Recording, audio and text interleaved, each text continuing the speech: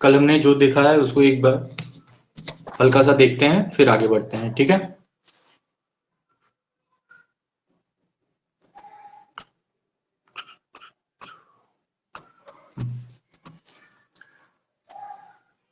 देखिए सबसे important topic है पहली बात तो आपके लिए एमपी के जो आपके उपनेम्स हैं, जिसको क्या बोलते हैं, लाइज ऑफ एमपी।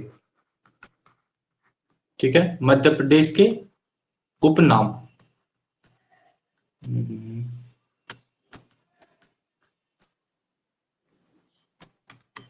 उपनाम, पहली बात तो एमपी को हम किस नाम से जानते हैं कि भैया ये भारत का हृदय है, इसलिए इसको क्या बोलते हैं, हर्ट स्टेट। क्योंकि अगर आप इंडिया का मैप देखते हैं तो एमपी कहाँ पे है, सेंटर में है। एमपी भैया एग्जैक्ट सेंटर में पड़ता है ना, तो इसलिए एमपी को क्या बोलते हैं, हर्ट स्टेट। ठीक है, और क्या बोलते हैं, एमपी को बोलते हैं सेंट्रल इंडिया, केंद्र इंडिया या केंद्र भारत। ठीक है, क्योंकि सेंटर में है। थर्ड, इनको हम सोया स्टेट के नाम से जानते हैं। सोया स्टेट के नाम से क्यों, क्योंकि भैया यहाँ सोयाबीन का उत्पादन सबसे ज्यादा होता है।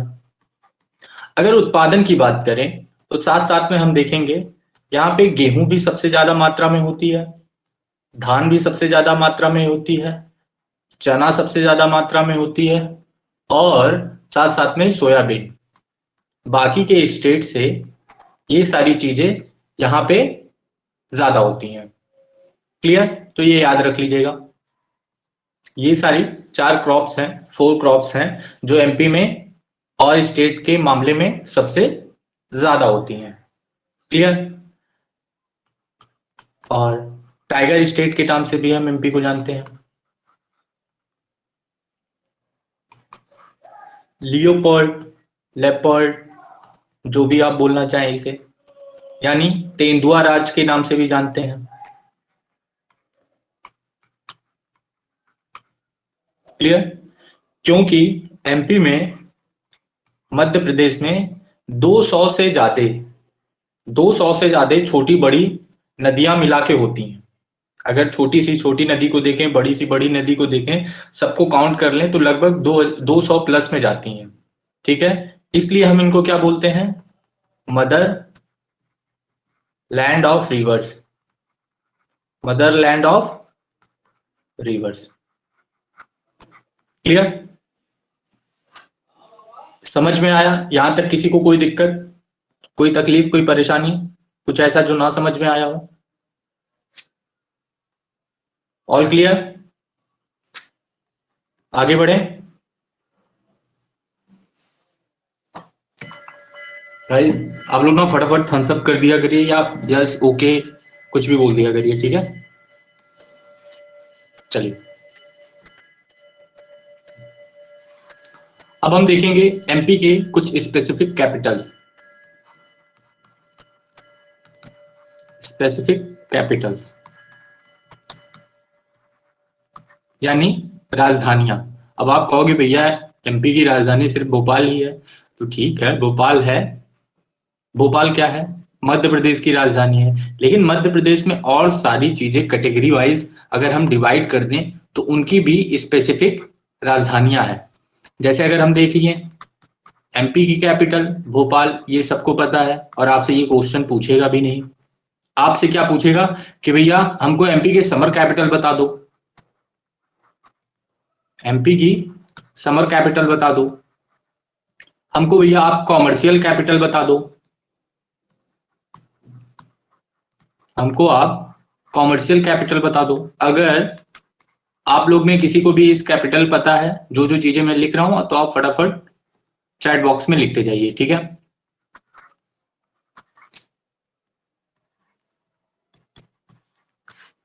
स्पोर्ट्स कैपिटल,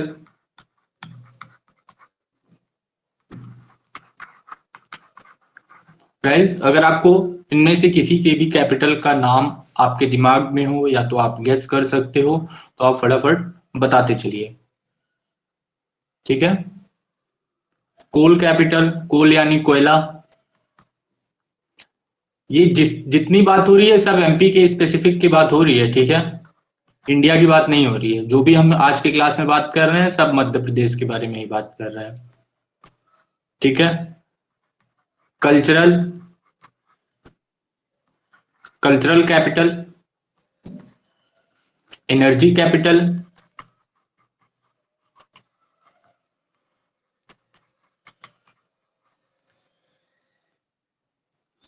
और म्यूजिक कैपिटल। कल की क्लास में भी मैं कुछ कैपिटल्स के नाम बताया था, अगर किसी को याद है तो आंसर करिए। चलिए, एमपी की कैपिटल क्या है? भोपाल। एमपी की समर कैपिटल क्या है? Pachmarhi, Pachmarhi.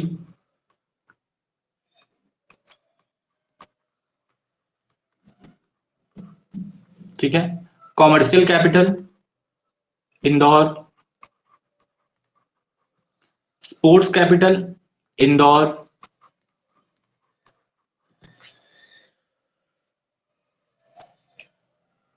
Very good. Coal, coal कोई बताना चाहेगा? Coal capital of MP, anyone? Singrauli. भैया ये पीवाईक्यू है आपका, प्रीवियस ईयर का क्वेश्चन है। एमपी आपके सर पे है, आपको पीवाईक्यू तो सॉल्व करना चाहिए था ना। आज ध्यान से देखिएगा कि कौन से ईयर में पूछा गया था कोल कैपिटल ऑफ एमपी। कल्चरल, अभी किसी ने आंसर दिया है, जबलपुर, जबलपुर। एनर्जी, बालाघाट, बालाघाट। और म्यूजिक, मैहर। ठीक है, यहां तक क्लियर? यहां तक सबको क्लियर? आगे बढ़े। देखिए, नोट डाउन मत करिएगा, अभी नोट डाउन करने में आप टाइम वेस्ट मत करिएगा।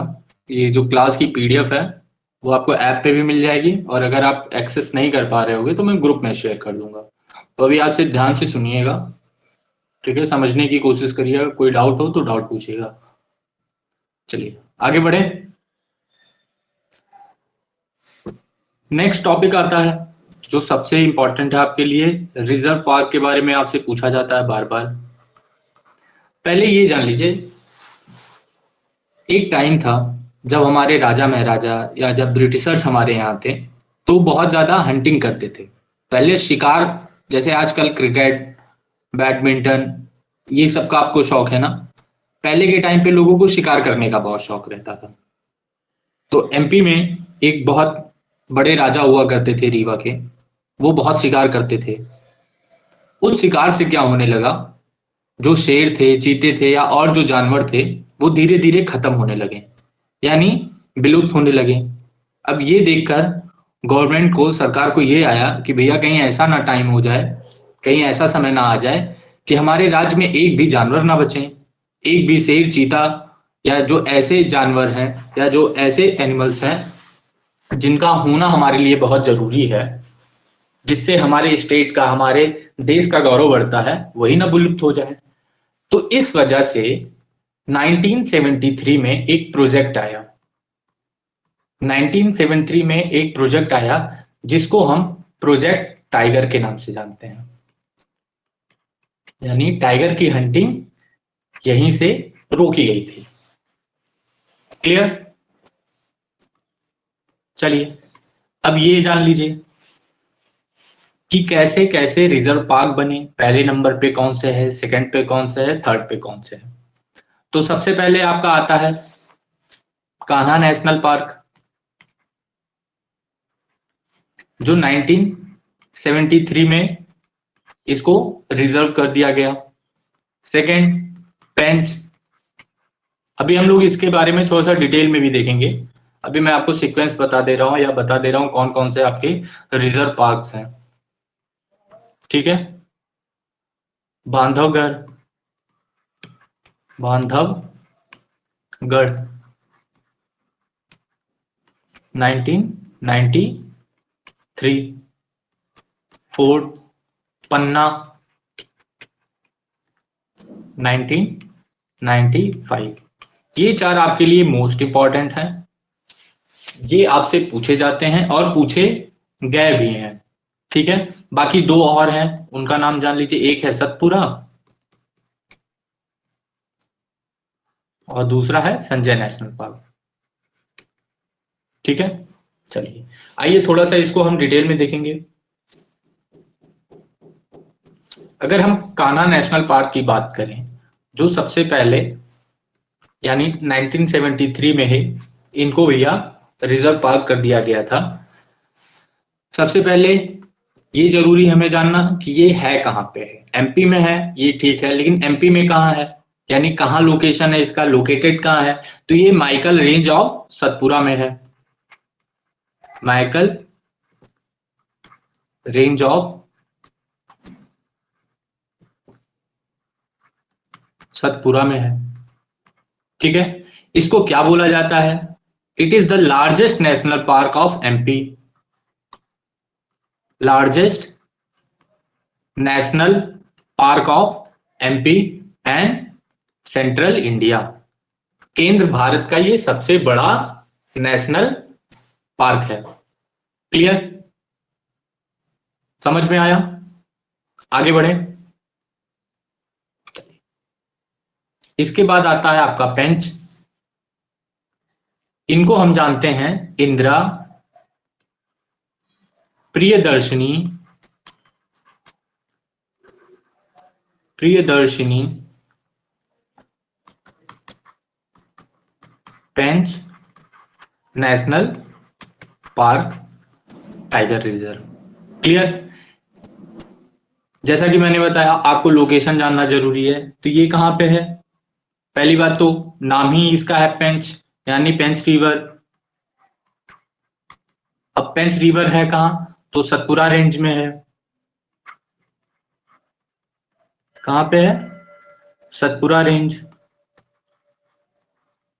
क्लियर, लेकिन इसमें जो इंपॉर्टेंट आपका बनता है वो ये है कि जो ये आपका इंदिरा प्रियदर्शनी पेंच नेशनल पार्क यानी टाइगर रिजर्व है, ये सिर्फ एमपी में ही नहीं है। ये ऐसा कह सकते हैं एमपी से जो स्टेट इससे बॉर्डर शेयर करता है, आधा हिस्सा उसमें चला गया है, आधा भाग इसका उस स्टेट में चला गया। तो वो स्टेट कौन सा है? महाराष्ट्र। महाराष्ट्र। ठीक है, क्लियर। चलिए फिर से बता देता हूं। देखिए, इंदिरा प्रियदर्शनी पेंच नेशनल पार्क जो है, ये एमपी और महाराष्ट्र को एक तरह कह सकते हैं ना, कंबाइन करके हो गया है। ठीक है, प्रियदर्शनी पेंच पार्क को आप देख लीजिए, और महाराष्ट्र का बहुत फेमस नेशनल पार्क है जिसका नाम है जवाहर नेहरू पेंच नेशनल पार्क। इसको ना कंप्राइज कर दिया गया एक तरीके से, इसलिए ये सबसे ज्यादा इंपॉर्टेंट हो जाता है। ठीक है, अब आ जाते हैं बांधवगढ़ पे। कहां लोकेटेड है ये? तो विंध्या रेंज में है। ये क्यों आपके लिए बहुत इंपॉर्टेंट है? क्योंकि इंडिया का सबसे पहला यानी 1951 में सबसे पहला आपको यहाँ पे व्हाइट टाइगर दिखा था। अगर पूछा जाए कि भैया सबसे पहले व्हाइट टाइगर कहां पे मिला, तो बांधवगढ़ नेशनल पार्क में। कब मिला? 1951 में।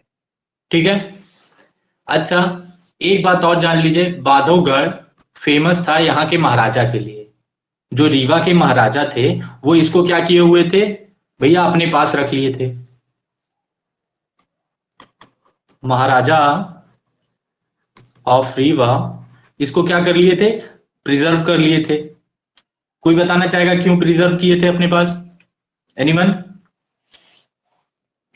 अरे भाई मैंने बताया ना, पहले के राजा महाराजा क्या करते थे? शिकार करते थे, हंटिंग करते थे।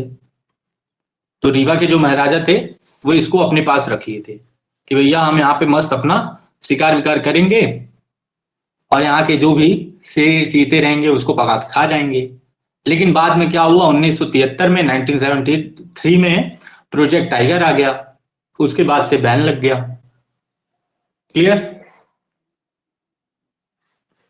यहां तक क्लियर? आगे बढ़े।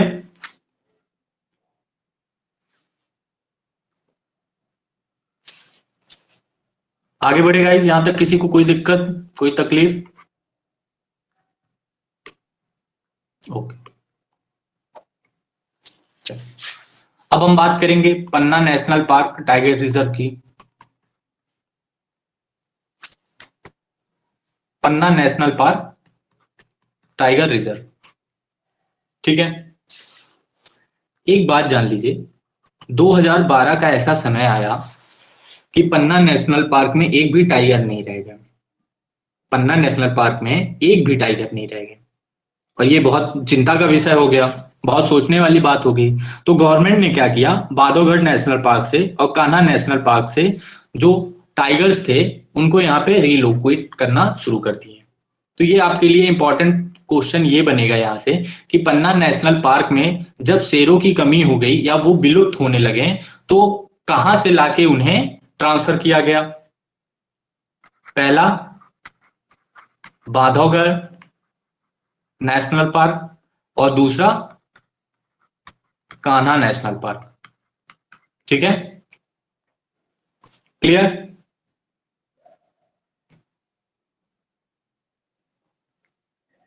आगे बढ़े, चलिए लास्ट देखते हैं सतपुरा। सतपुरा नेशनल पार्क, इसके लिए आपको एक पॉइंट जानना सिर्फ जरूरी है कि ये इंडिया का फर्स्ट रिजर्व फॉरेस्ट है। इंडिया का फर्स्ट रिजर्व फॉरेस्ट है, ठीक है।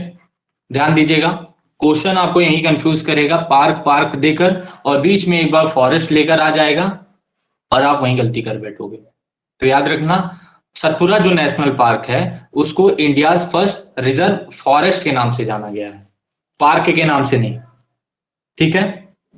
क्लियर? आगे बढ़े, चलिए अब नेक्स्ट इंपॉर्टेंट टॉपिक्स जो एमपी में सबसे ज्यादा क्वेश्चन आते हैं आपके अवार्ड से, यानी अवार्ड्स ऑफ मध्य प्रदेश। तो इसमें कुछ कैटेगरीज हैं, जैसे म्यूजिक, सोशल वर्क, लिटरेचर,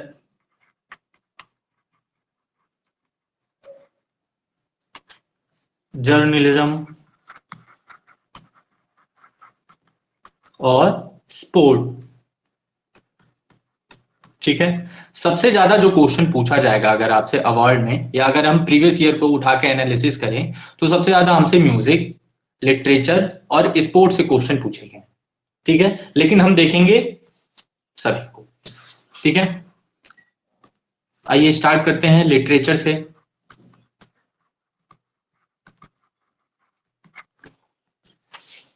देखिए, सबसे पहली इनकी एक कैटेगरी होती है जिसको हम बोलते हैं इकबाल सम्मान। इकबाल सम्मान। गाइस राइटिंग मेरी बहुत अच्छी हो रही है, तो आपको समझ में तो आ जा रहा है ना मैं क्या लिख रहा हूं, या और थोड़ा धीरे धीरे लिखने की कोशिश करो? एक बार बता दीजिए आपको राइटिंग समझ में आ रही है ना? वैसे मैं बार बार रिपीट करके बोलता भी जा रहा हूं कि आपको समझ में आ जाए। Okay, thank you. ठीक है, सबसे पहले देखिए यहां मैं अवार्ड्स बताऊंगा आपको, ये कौन से साल में इसको इस्टेब्लिश किया गया, कहां से इनकी स्टार्ट हुई, और साथ में किस फील्ड में ये सम्मान दिया जाता है, ठीक है। सबसे पहले हम देख रहे हैं इकबाल सम्मान। इकबाल सम्मान की शुरुआत हुई थी 1983 में, 1983 में, ठीक है। ये किसको दिया जाता है? ये स्पेशल कैटेगरी होती है, ये सिर्फ आदमियों को दिया जाता है, यानी ये सिर्फ मैन को दिया जाता है या मेल को दिया जाता है, ये फीमेल के लिए नहीं है, ठीक है। अच्छा, इनका काम क्या रहता है? तो ये ट्राइबल फोक आर्ट है, ट्राइबल क्लियर। अब मेल की बात हुई है, तो भैया कोई फेमिनिस्ट हो यहाँ पे तो बुरा ना माने, आपके लिए भी अवार्ड रखा गया है एमपी में, ठीक है। क्या नाम है उसका? देवी अहिल्या बाई सम्मान। देही सॉरी देवी अहिल्याबाई सम्मान। शुरुआत कब हुई? 1996 में, ठीक है। किस लिए दिया जाता है? ये भी ट्राइबल फोक आर्ट के लिए दिया जाता है, बस ये फीमेल कैटेगरी के लिए है, ठीक है। तो ध्यान दीजिएगा, इकबाल सम्मान मेल कैटेगरी के लिए है, देवी अहिल्याबाई सम्मान जो है वो फीमेल कैटेगरी के लिए है। क्लियर? आगे बढ़े, चलिए नेक्स्ट। कबीर सम्मान। कबीर सम्मान की शुरुआत हुई थी 1986 में, और ये आपको पोएट्री के फील्ड में मिलता है। कविताएं वगैरह अगर आप लिखते हो तो आपको क्या मिलेगा? कबीर सम्मान, ठीक है। अभी साथ में हम ये भी देख लेंगे कि लास्ट टाइम किसको किस फील्ड में अवार्ड मिला था, ठीक है। अगर मैं भूल जाऊं तो आप लोग एक बार याद दिला दीजिएगा। चलिए, शरद जोशी सम्मान। शरद जोशी सम्मान की शुरुआत हुई थी 1992 में, और ये व्यंग लेखन के फील्ड में मिलता है। व्यंग लेखन क्या होता है? व्यंग भाषा समझते हैं? आपको कोई टॉन्ट मारता है, अगर आप पढ़ने बैठ गए हो गलती से, तो मम्मी कहती नहीं है अरे भैया आज क्या हो गया, तबीयत खराब है क्या, या आज सूरज पश्चिम से निकला है क्या। वो जो व्यंगात्मक चीज है, सार्कास्टिक वे में जो हम बोलते हैं, उसी को व्यंग बोलते हैं, व्यंग लेखन में। सरकाजम। चलिए, फिर मैथिली शरण सम्मान। मैथिली शरण सम्मान। अब भाई मैथिली की बात हो रही है, मिथिला की बात हो रही है, तो आप कहोगे कि ये एमपी में कैसे मिल रहा है, ये तो बिहार साइड का सम्मान होना चाहिए। लेकिन ऐसा था नहीं भैया, हमारे एमपी में भी कई सारे ऐसे लोग थे, कई ऐसे पोएट्स थे, कई ऐसे बहुत बड़े लेखक थे जिन्होंने इस फील्ड में भी सॉरी बहुत नाम किया था। तो इसलिए एमपी में जो मैथिली शरण सम्मान मिलता है वो बेसिकली आपको हिंदी साहित्य के लिए मिलता है, हिंदी लिटरेचर के लिए मिलता है। क्लियर? आइए साथ में ये भी देख लेते हैं कि ये सम्मान किसको किसको मिला हुआ है। अगर हम इकबाल सम्मान की बात करें तो ये तिलक राम को मिला था, तिलक राम को मिला है सबसे लास्ट में। कब मिला है? 2020 में मिला है। देवी अहिल्याबाई सम्मान की बात करें तो ये भी 2020 में दिया गया है, शांति देवी को, शांति देवी को दिया गया है, ठीक है। कबीर सम्मान की बात करें पोएट्री में तो मनोज श्रीवास्तव जी को मिला है, मनोज श्रीवास्तव जी को मिला है। कब मिला है? सेम 2020। शरद जोशी सम्मान यानी व्यंग लेखन, ये श्री राम परिहार जी को मिला है 2021 में, श्री राम परिहार, ठीक है। मैथिली शरण यानी लिटरेचर, हिंदी लिटरेचर, ये 2020 में आपको सच्चिदानंद जोशी जी को दिया गया है, सच्चिदानंद जोशी। क्लियर? इकबाल सम्मान किसको मिला भैया? तो तिलक राम को मिला है, 2020 में मिला था इनको। देवी अहिल्याबाई सम्मान 2020 में शांति देवी को मिला है। कबीर सम्मान जो पोएट्री के फील्ड में दी जाती है, मनोज श्रीवास्तव जी को मिला है 2020 में। शरद जोशी सम्मान जिसकी शुरुआत 1992 में हुई, ये व्यंग लेखन के फील्ड में मिलता है, ये 2021 में श्री राम परिहार जी को मिला है। मैथिली शरण 1987, हिंदी लिटरेचर 2020 सच्चिदानंद जोशी। क्लियर? यहां तक किसी को कोई तकलीफ, कोई समस्या? आगे बढ़े गाइस। अभी आप नोट डाउन मत करिए, मैंने पहले ही आपको बता दिया हुआ है। अभी इसका आपको जो पीडीएफ है वो ऐप पे ही एक्सेस रहेगा, नहीं तो मैं ग्रुप पे पीडीएफ डाल दूंगा। ठीक है, अभी बस सिर्फ आप ध्यान से सुनिए। आगे बढ़े।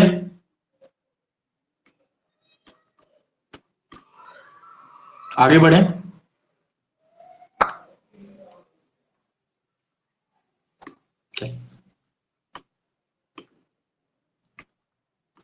अब हम कर लेते हैं म्यूजिक की बात, संगीत की बात। म्यूजिक में सबसे पहले आता है का तानसेन, तानसेन सम्मान। ठीक है, दूसरा कालिदास सम्मान, तीसरा लता मंगेशकर सम्मान,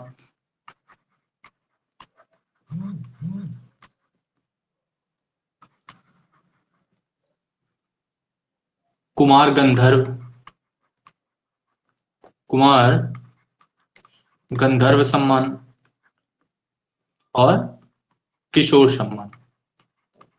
ये किशोर कुमार के नाम पे है, ठीक है, याद रखिएगा, किशोर सम्मान। इसमें आपको ये देखना है इसकी शुरुआत कब से हुई है। अगर तानसेन सम्मान की बात करें तो स्टैब्लिशमेंट ईयर है इसका 1980। कालिदास सम्मान की बात करें, स्टैब्लिशमेंट ईयर है 1980। लता मंगेशकर सम्मान की बात करें तो 1984। कुमार गंधर्व 1992 एंड किशोर कुमार सम्मान, सॉरी किशोर सम्मान 1996। क्लियर।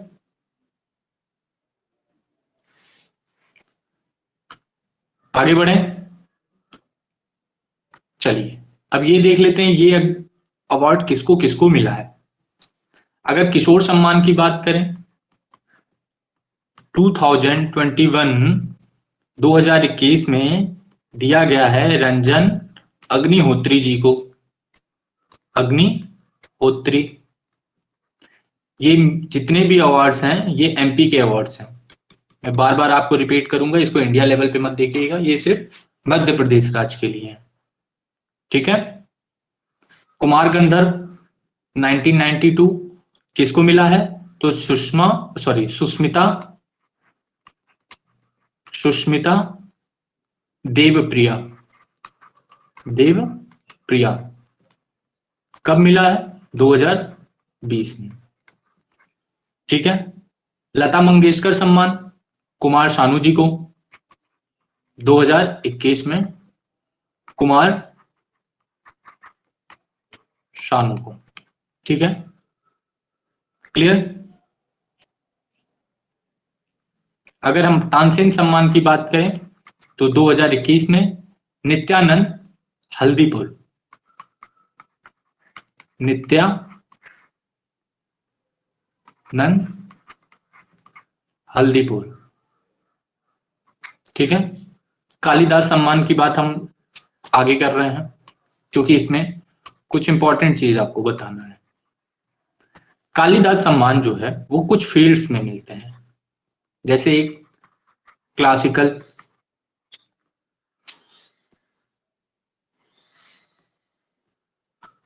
दूसरा सॉरी ये क्लासिकल म्यूजिक है, और सेकंड आपको क्लासिकल डांस, थर्ड थिएटर,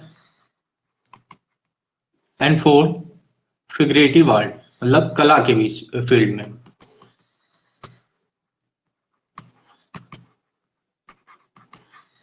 ठीक है। कालिदास सम्मान जो है ये 4 क्षेत्र में आपको मिलता है।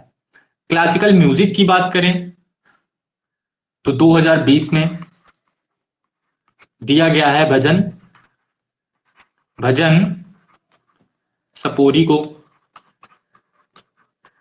ठीक है, 2020 में किसको मिला है भजन सपोरी को। क्लासिकल डांस की बात करें तो ये मिला है आपको धनंजय को, धनंजय जी को। ठीक है। अगर थिएटर की बात करें वामन कुंज और फिगरेटिव आर्ट की बात अगर हम करें हैं तो ये मिला है ध्रुव, जस्ट सेकंड,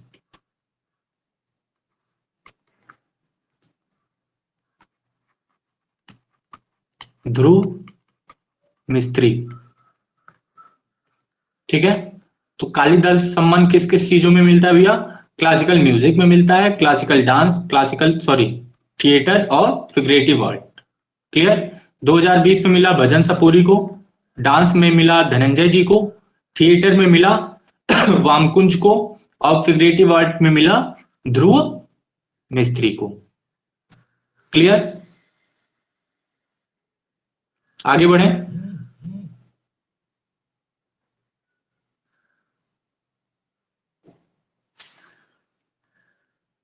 जहां तक क्लियर, आगे बढ़े।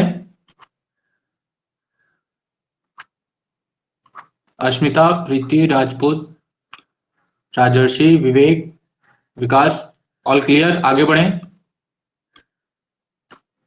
ओके, चलिए स्पोर्ट्स की बात कर लें।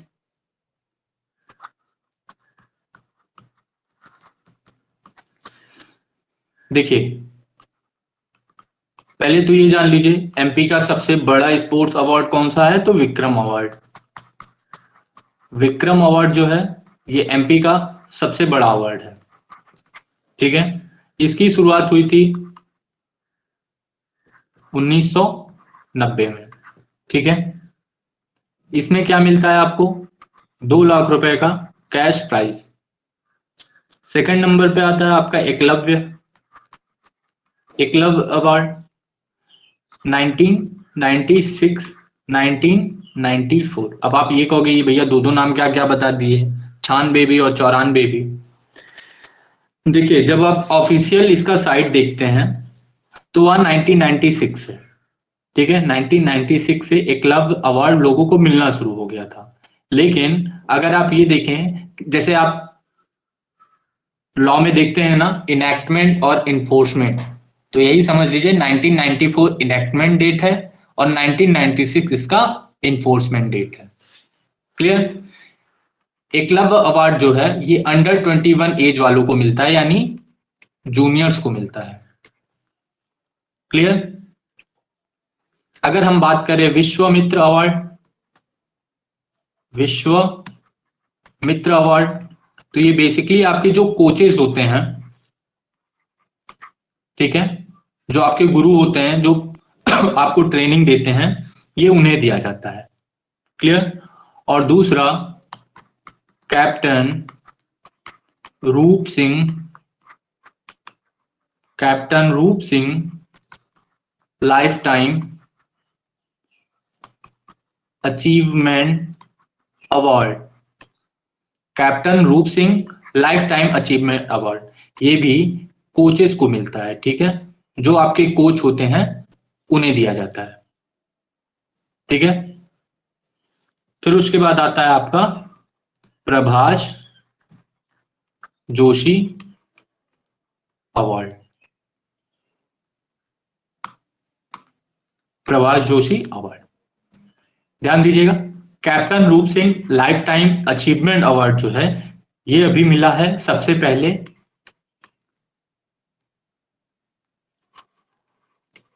संजय जगाले को। ठीक है, किसको मिला है सबसे पहला अवार्ड? संजय जगाले को। और प्रभाष जोशी अवार्ड जो है ये किस खेल के लिए मिलता है? तो जो एमपी का खेल है, कल मैंने आपसे डिस्कस किया ना, एमपी का स्पोर्ट्स क्या है? मलखंभ, मलखंभ। प्रभाष जोशी अवार्ड सिर्फ मलखंभ के फील्ड में दिया जाता है। ठीक है, जो लोग मलखंभ खेलते हैं उन प्लेयर्स को प्रभाष जोशी अवार्ड मिलता है। क्लियर? ये हो गया आपके स्पोर्ट्स के अवार्ड। स्पोर्ट्स के क्या सारे अवार्ड्स हो गए। अवार्ड्स में किसी को कोई दिक्कत, कोई तकलीफ, कोई परेशानी? एनीवन?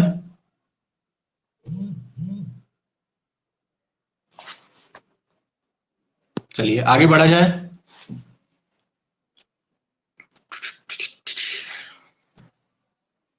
आगे बढ़े गाइस।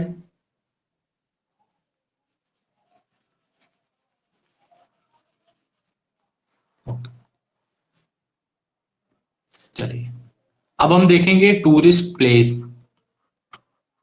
जो अगर आप पीवाईक्यू लगा रहे हो तो 2 क्वेश्चन आपको फिक्स यहां से मिलेगा।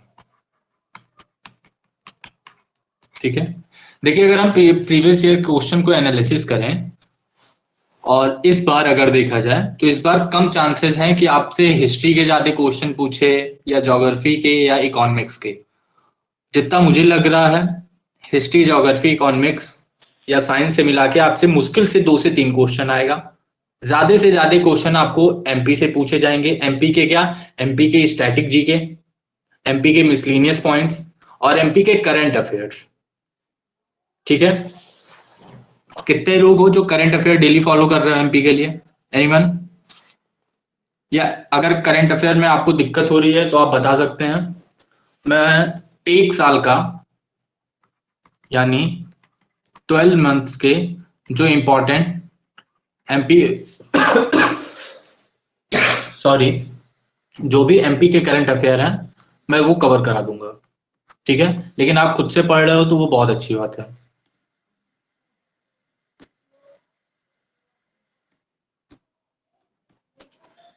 ओके, अश्मिता कह रही हाँ,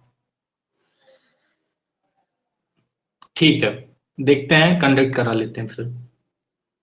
लेकिन पहले ही बता दूं वो क्लास सिर्फ लाइव रहेगी, रिकॉर्डिंग्स नहीं मिल पाएगी। मुझे रिकॉर्डिंग करने में बहुत आलस आती है और बहुत दिक्कत होती है। ठीक है, मैं भूल जाता हूँ रिकॉर्डिंग ऑन करना। चलिए आइए अब बात कर लेते हैं टूरिस्ट की।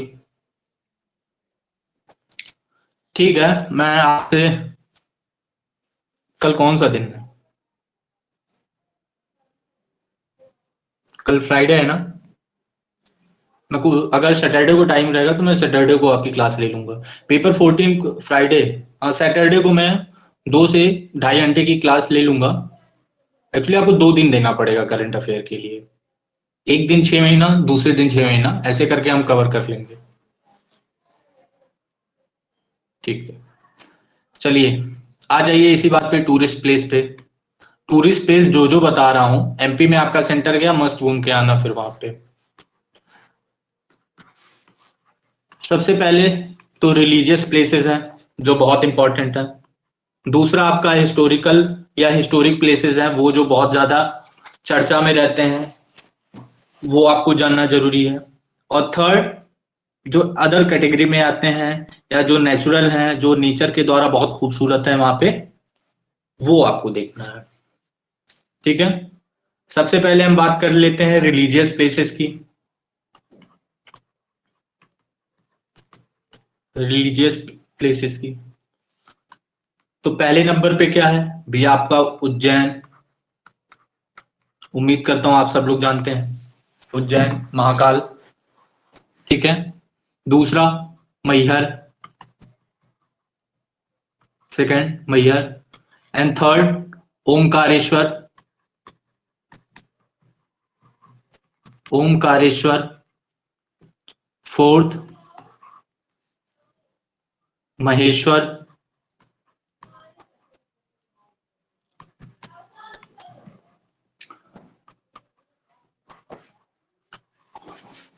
आप में से कोई है जो यहाँ पे, इन सभी जो यहाँ पे कोई गया हुआ है? एनीवन? चित्रकूट, देखिए चित्रकूट बहुत लोगों को लगता है यूपी में है, तो ये कंफ्यूजन में मत रहिएगा। चित्रकूट जो है वो आपका एमपी में पड़ता है। मैं भी काफी टाइम तक यही जानता था, चित्रकूट जो है यूपी में ही पड़ता है। ठीक है, 6 भेड़ा घाट, एंड लास्ट अमरकंटक। देखिए और भी ज्यादा रिलीजियस प्लेसेस हैं, लेकिन ये जो हैं वो आपके इंपॉर्टेंट हैं। ठीक है, जो आपको जानना जरूरी है। अब साथ में हम देख लेंगे हिस्टोरिकल प्लेसेस। सबसे पहला आता है सांची। देखिए एमपी में क्या है? World heritage site. ठीक है, पहला आपका सांची हुआ, दूसरा खजुराहो। वर्ल्ड हेरिटेज साइट की बात कर रहा हूं अभी मैं। खजुराहो, राहो और भीमा बेटिका,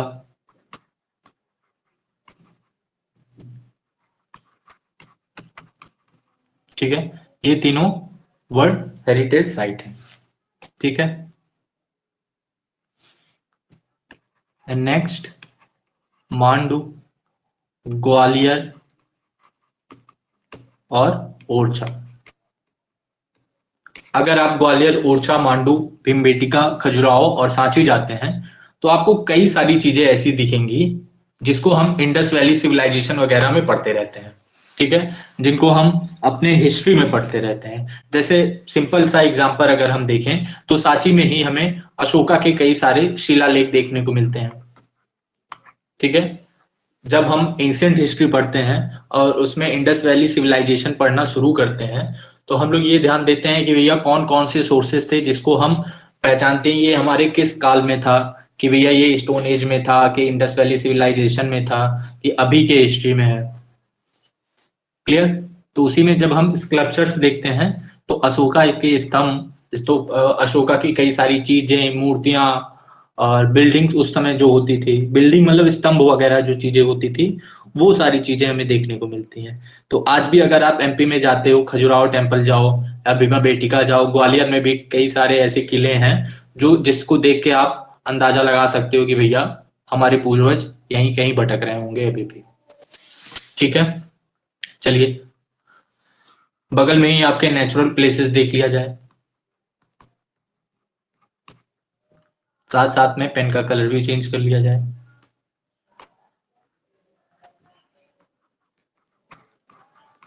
पचमारी, पचमरी, ठीक है, ये क्या है? ये ऐसा कह सकते हैं कि इसको बोला जाता है क्वीन ऑफ सतपुरा, सतपुरा की रानी है ये, ठीक है, सतपुरा। अरे यार,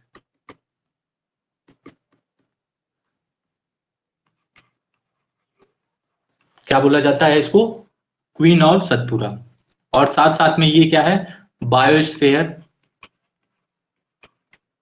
बायोस्फीयर रिजर्व, ठीक है।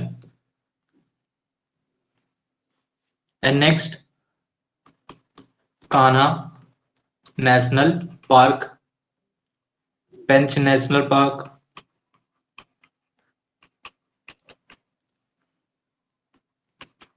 बहुती वाटरफॉल, बहुती वाटरफॉल, ठीक है, ये आपका पड़ता है रीवा के डिस्ट्रिक्ट में, सॉरी रीवा डिस्ट्रिक्ट में, क्लियर। और आपका मुकुंदपुर, मुकुंदपुर वाइट टाइगर, यहां लिखते हैं मुकुंदपुर वाइट टाइगर सफारी, ठीक है। इतना क्लियर? यहां तक सबको क्लियर?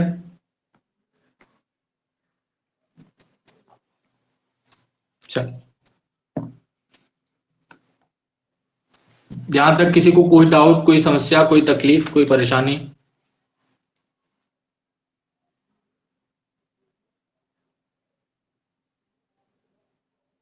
एनीवन?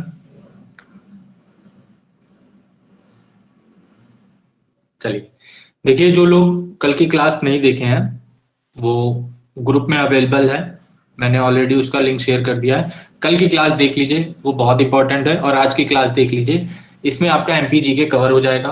मैंने बहुत डेप्थ में नहीं पढ़ाया है, तो मैं भी जो भी इंपॉर्टेंट पॉइंट्स हैं प्रीवियस ईयर क्वेश्चन को एनालिसिस करके मैंने देखा हुआ है, जो भी इंपॉर्टेंट पॉइंट है, साथ में आपके एमपीपीसीएस में, एमपीपीसीएस एग्जाम में जो जो क्वेश्चन आए हैं वहां से मैंने उठा के ये तैयार किया हुआ था, ठीक है। क्योंकि अगर हम लास्ट ईयर से देखें, चाहे वो यूपी का हो या एमपी का एग्जाम हो, अब जीके जीएस ऐसा दे दे रहे हैं कि वो स्टेट लेवल पे आ जा रहा है, यानी पीसीएस के एग्जाम के लेवल का आ जा रहा है। जुडिशरी लेवल का जीएस अब आना बंद हो गया है, ठीक है। तो लेवल अप करके थोड़ा सा अगर आपको तैयारी करेंगे तभी आपका जीएस हो पाएगा। ठीक है, बाकी थोड़े से पॉइंट्स हैं वो कल आपका कवर हो जाएगा। फिर जैसा होता है हम लोग आपस में डिस्कस करके करंट अफेयर के लिए क्लास कंडक्ट कर लेंगे। ठीक है, ऑल क्लियर? क्लास को एंड करें यहाँ पे या किसी को कुछ पूछना है, कोई डाउट, कोई तकलीफ?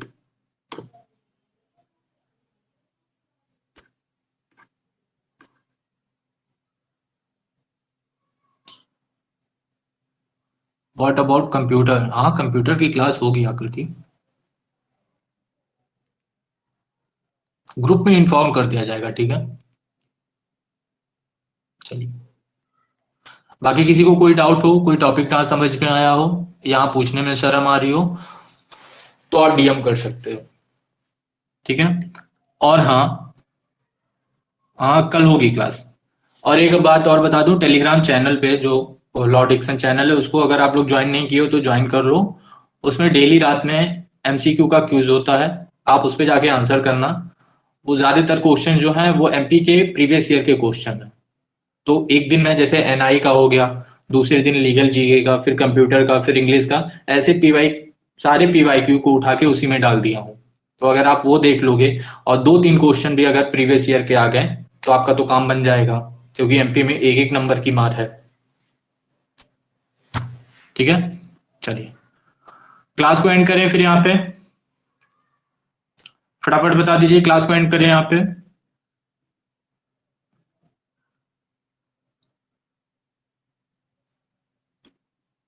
ठीक है, चलिए, bye bye, take care, God bless you.